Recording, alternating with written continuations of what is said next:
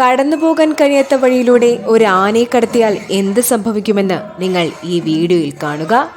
ക്ഷേത്രോത്സവത്തിൽ പ്രദക്ഷിണ വഴിയിലൂടെ ആനയെ കൊണ്ടുപോകുമ്പോൾ ആനയ്ക്ക് കടക്കാൻ പറ്റാത്ത വിധമാണ് നടപ്പാതയുടെ വീതിയെങ്കിൽ ആന ശരിക്കും ബുദ്ധിമുട്ടും.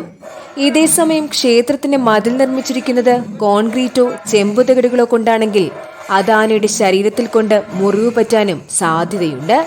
അതുകൊണ്ട് തന്നെ ആന എഴുന്നള്ളിപ്പ് നടത്തുന്ന ക്ഷേത്രങ്ങൾ നിർബന്ധമായും ആനയ്ക്ക് കടന്നുപോകാൻ കഴിയുന്ന വിധത്തിൽ സൗകര്യങ്ങൾ ഒരുക്കേണ്ടതാണ്. മറ്റു ചില ക്ഷേത്രങ്ങളിൽ ആറാട്ട് ദിവസം ദേവനെ ആനപ്പുറത്ത് പുറമേക്ക് എഴുന്നള്ളിക്കാറുണ്ട്. ഈ സമയത്ത് താഴ്ന്നു കിടക്കുന്ന വൈദ്യുതി ലൈനുകൾ വളരെയധികം അപകടകരമാണ്. ഇതിൽ തട്ടി ആനയ്ക്കും ക്ഷേത്രത്തിലെ പൂജാരിക്കും ഷോക്കേൽക്കുവാനും സാധ്യതയുണ്ട്.